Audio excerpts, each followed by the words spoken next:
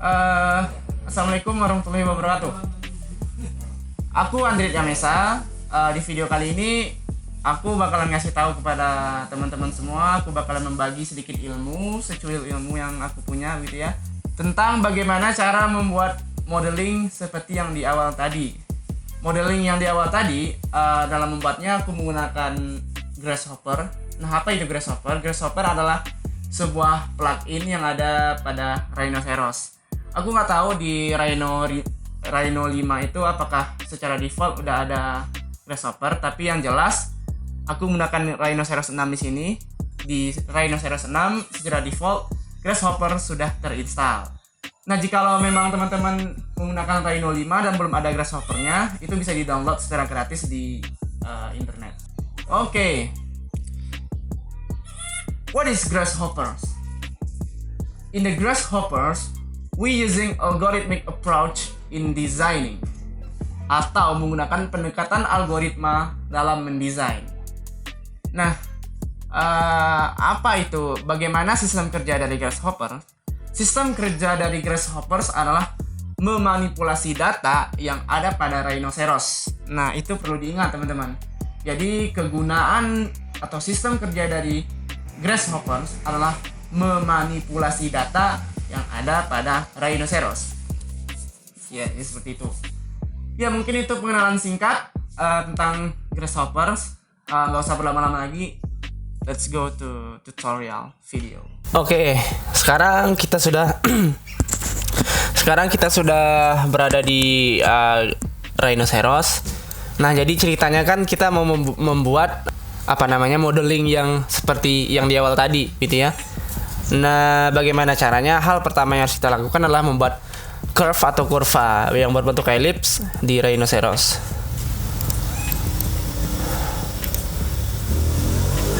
Oke. Mungkin sedikit lebih besar ya.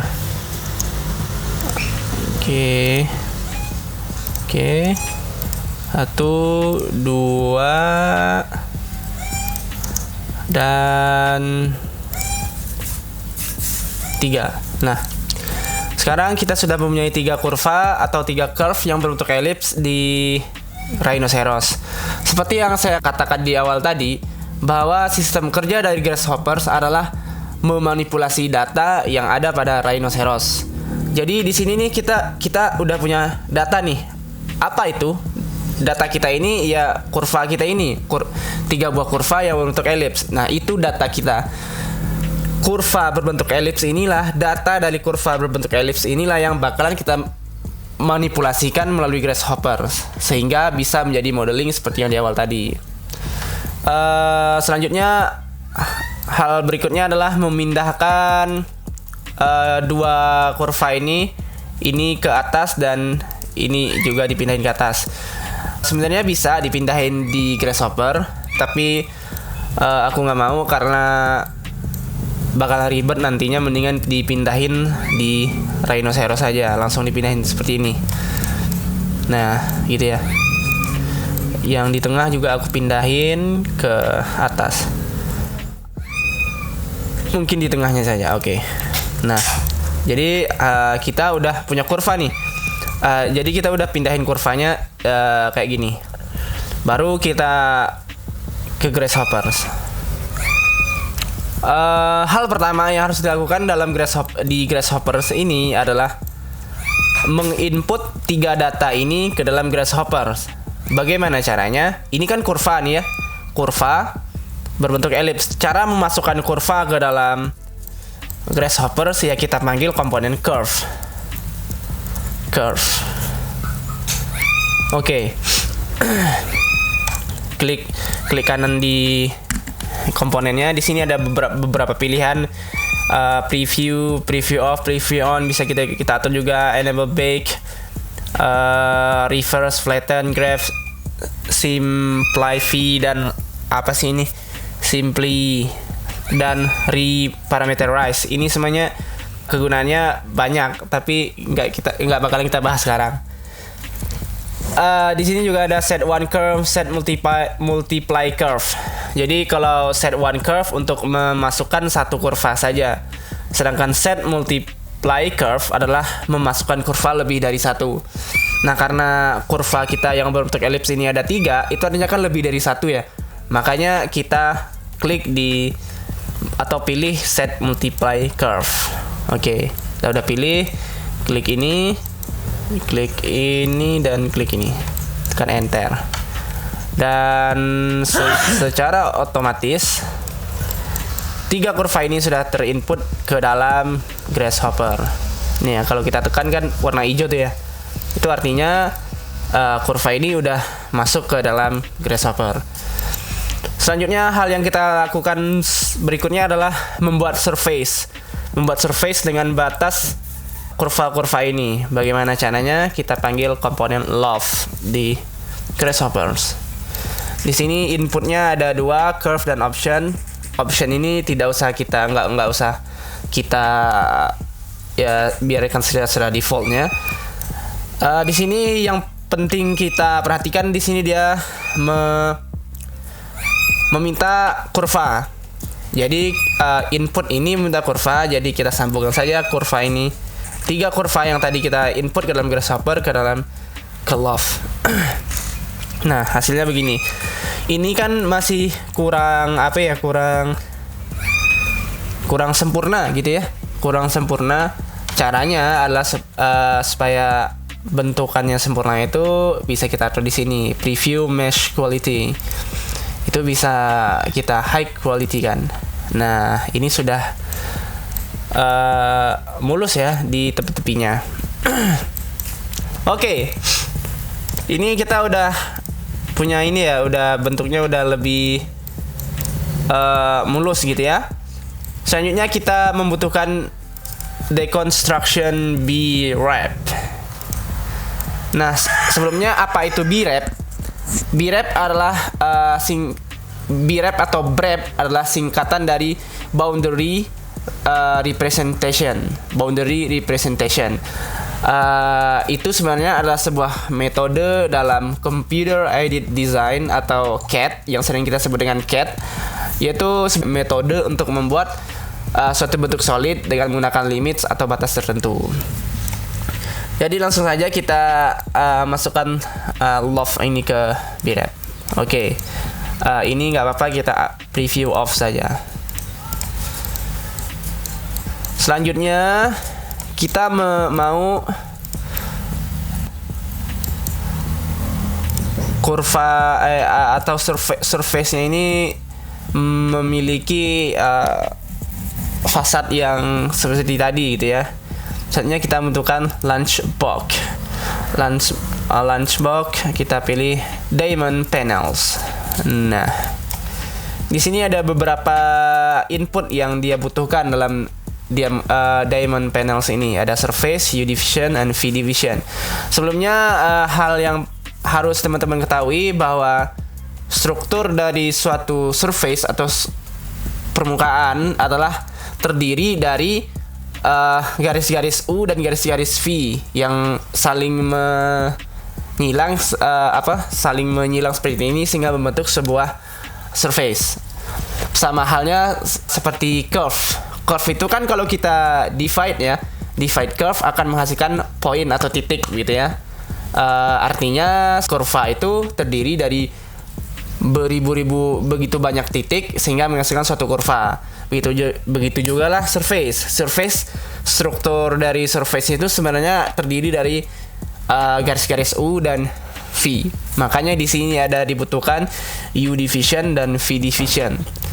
Selanjutnya di sini dia membutuhkan surface. Kita input saja face ini ke sini.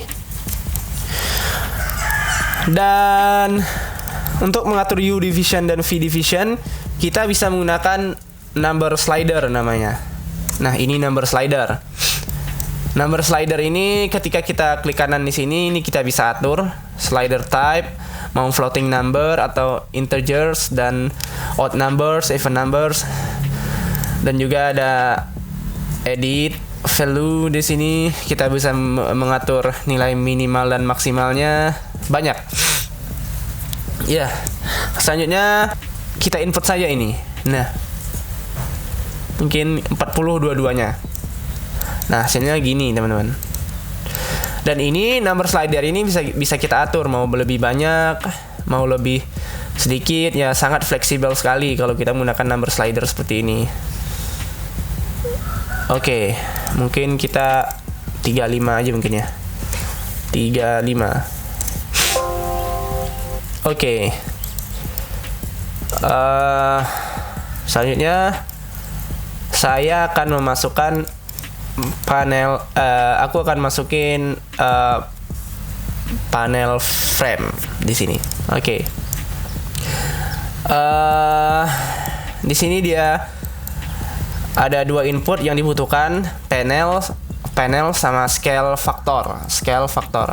Di sini panel, kita masukkan saja diamond panels tadi. Ini apa sih ini? Oke. Kita tunggu sedikit. Nah, hasilnya seperti ini. Ini mungkin unpreview aja. Preview off. Oke. Nah, hasilnya seperti ini. Dan ini adalah scale factor ini adalah besar dari lubang-lubang ini. Sekarang aku mau buat lubang-lubang ini, ukuran dari lubang-lubang ini dipengaruhi suatu parameter tertentu. Suatu parameter tertentu. Misalnya titik mungkin. Ini metode ini kalau nggak salah disebut metode atraktor kalau nggak salah saya. Itu bisa kita gunakan seperti misalnya mungkin suatu fasad mendekati matahari, kita buat bukaan yang lebih kecil dan semakin menjauh akan semakin membesar bukaannya karena lebih membutuhkan cahaya gitu ya. Hal pertama yang harus kita lakukan adalah menentukan area, karena tadi aku kan membuat lubang-lubang yang di dalam ini dipengaruhi ada suatu parameter tertentu. Hal pertama yang harus kita butuhkan adalah memanggil komponen area. Di sini ada diminta geometrinya dan kita masukkan saja diamond panel sini ke input ke sini. Oke, ini sudah kita ketahui ya areanya. Dan selanjutnya untuk itu kita membutuhkan pull point, namanya pull point. Oke. Pull point, kita masukkan centroid ini ke point dan geometrinya aku mau berupa titik. Nah, titik point. Sebenarnya ini tidak harus titik, bisa saja curve. Tapi aku sekarang maunya titik. Oke. Misalnya kita analogikan saja titik ini menjadi matahari. Jadi mungkin bisa saja sinar paling banyak matahari masuk itu di bagian sini mungkin. Aku taruh di sini. Nah, jadi nantinya titik itu kan tadi di sini ya. Jadi nantinya lubang-lubang ini akan semakin mengecil ke sini dan ke sini semakin membesar. Jadi artinya mungkin karena kita berbicara tentang arsitekturnya, mungkin karena mendekati matahari kita buat bukaan yang lebih kecil karena panas matahari supaya tidak direct atau langsung ya mengenai kita, dan ini kita buat bukaan yang lebih besar karena jauh dari matahari dan membutuhkan cahaya alami. Begitu analoginya, begitu ya. Oke, selanjutnya hal yang harus kita lakukan adalah kita kan belum tahu ya berapa si scale factor ini, belum tahu mau dibuat seberapa nih. Ini mau dibuat paling kecilnya berapa, paling besarnya berapa. Si scale factor ini belum tahu. Jadi kita membutuhkan yang namanya remapping di sini. Remap number. Di sini dia menginginkan beberapa input. Yang pertama value, source, dan target. Value ini kita masukkan saja distance dari hasil pull point ini. Set. Source ini source domain ini maksudnya adalah domain dari atau ya besar dari ini semua nih. Ukuran dari lubang-lubang yang sebelumnya, lubang-lubang sebelum dipengaruhi begitu ya. Kita butuhkan bounce. Oke. Bounce. Kita masukkan ke source. Kalau kita lihat di panels, bounce ini isinya itu berupa domains. Nah, jadi domain dari seluruh lubang-lubang ini adalah 0,7 sekian sampai 19, sekian. Oke, selanjutnya ada target domain. Target domain ini maksudnya setelah dipengaruhi titik tadi ya, atau yang kita analogikan matahari tadi, lubang-lubangnya itu mau dibuat sebesar mana begitu. Yang paling besar seberapa dan yang paling kecil seberapa. Itu target domain maksudnya. Jadi untuk itu kita membutuhkan yang namanya construct domain. Construct domain. Mungkin teman-teman sudah tahu ya, domain itu kan kalau kita belajar matematika itu adalah anggota himpunan gitu ya. Himpunan. Nah, input ini ada domain start dan domain end. Mungkin domain startnya kita buat 0,05 mungkin ya. 0,05 kita coba saja dulu. Dan ini 0,1. Set. Dan baru hasil mapping ini atau mapped ini kita masukkan ke scale factor. Scale factor dari panel frame tadi. Kita lihat apakah berubah. Nah, berubah gitu ya. Ini kelihatan kecil. Oh, ternyata sama, guys. Mungkin ada kesalahan. Di mana nih salahnya nih? Oke, sebentar.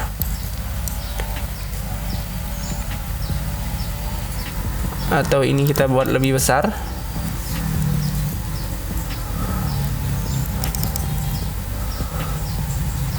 Nah, ya ini karena kurang besar tadi ya. Mungkin 0,8 mungkin.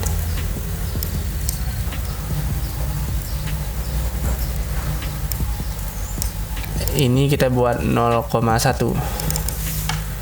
0,1.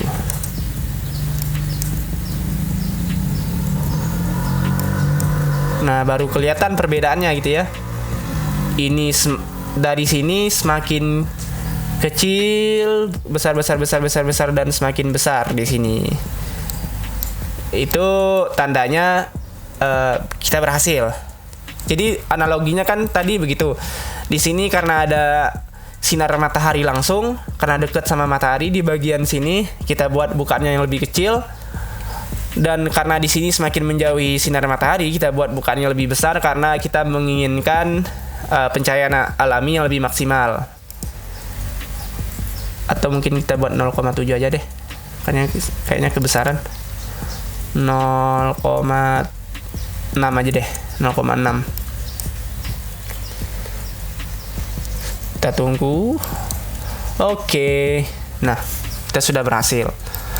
Selanjutnya, mungkin kita bisa ubah warnanya. Custom preview. Custom preview adalah untuk mengubah warna.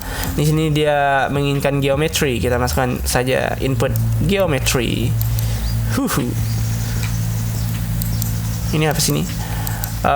Oke. Kita ubah aja warnanya mungkin. Color swatch. Di color swatch. Set. Nah, kita ubah ke warna putih atau apa ya, ini aja dah. Oke. Selanjutnya kita mau juga ubah warna dari panelnya. Set. Salah. Set. Kita panggil color swatch lagi. Color swatch. Input ini ke sini. Dan karena ini kaca, mungkin ya kita ubah warna biru aja menjadi warna biru. Nah, ini kan lebih kelihatan ya perbedaannya. Dari sini semakin membesar ke arah sini. Nah, itu gunanya pull point tadi, atau kalau nggak salah nama sistem kerjanya itu adalah atraktor. Selanjutnya, belum selesai teman-teman. Kita mau ini diselubungi lagi oleh fasad tertentu. Kayak yang ini diselubungi lagi oleh fasad tertentu. Jadi aku mau panggil scale. Oke. Di sini dia membutuhkan namanya geometry, center, and factor. Masukkan ini geometry, dan centernya ini tidak usah kita ganggu gugat karena center ini maksudnya adalah garis tengah di sini. Ini sudah benar. Dan faktornya mungkin kita buat di number slider 2 mungkin ya. Oh, ternyata kebesaran, kita bisa turunkan. Oke. Nah, sekarang aku mau buat fasad ini diselubungi lagi oleh fasad di luarnya, kan gitu tadi ya. Kita ke lunch box lagi. BTW, kalau teman-teman belum punya Lunchbox di Grasshopper-nya, bisa download di internet secara gratis. Dia grid structure. Di sini dia minta surface, U division, and V division, dan juga type. Kita masukkan saja ini surface. Dan ini number slidernya 40 juga mungkin. 40. 40,00.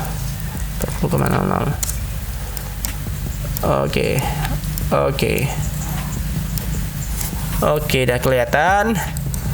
Ini masih berbentuk curve kan ya? Masih belum mempunyai ketebalan. Ini mungkin kita unpreview saja dulu. Preview off. Dan kita selanjutnya membutuhkan pipe untuk membuat dia lebih bervolume. Structure line kita masukkan karena line itu adalah curve. Jika input ini ke curve. Kenapa jadinya seperti ini? Karena secara default radiusnya ini adalah 1. Itu artinya kebesaran kalau di sini. Makanya kita ubah ke 0, berapa ya? 0,05 mungkin ya. Oke. Nah,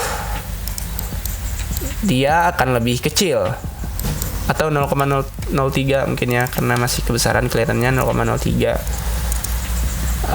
radius. Oke, dan ini sudah ada. Dan ini kan masih di bentukan ini sebenarnya kan masih di Grasshopper. Kalau kita unpreview ini semua, dia nggak bakalan kelihatan di Rhino-nya. Caranya adalah untuk memindahkan ini ke Rhino, caranya adalah di bake atau bakar. Oke. Ini juga di bake.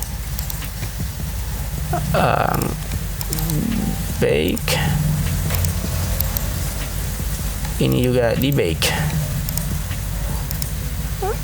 Oke. Dan modeling ini sudah ada di Rhinoceros. Coba kita bisa pindahin sesuka hati kita. Atau kita ubah view-nya ke render. Boom. Hasilnya akan menjadi seperti ini. Seperti modeling yang di awal tadi. Ini mungkin bisa diaplikasikan ke fasad stadion atau bentang lebar lainnya mungkin ya teman-teman ya. Jadi begitulah kehebatan dari Grasshopper. Tidak membutuhkan waktu lama untuk membuat yang seperti ini. Ya, jadi mungkin sudah selesai ya video tutorial kita kali ini. Mudah-mudahan ini semua bermanfaat untuk teman-teman semua yang udah nonton, dan terima kasih juga untuk yang udah nonton. Saya di sini berbicara bukan sebagai orang yang hebat atau apapun itu, karena saya jujur aku juga baru belajar bagaimana cara mengoperasikan Grasshopper ini. Jadi yang penting intinya adalah kita sama-sama belajar, sama-sama membagi ilmu satu sama lain supaya bisa menjadi lebih baik lagi ke depannya. Dan oke, terima kasih untuk yang udah nonton. Dan jangan lupa support terus channel ini dengan cara subscribe, like, dan share video ini ke teman-teman kita yang lain. Aku Andrit Yamesa undur diri. Terima kasih untuk semua yang udah nonton. Terima kasih. Assalamualaikum warahmatullahi wabarakatuh. Nanti kita cut bangsat lu.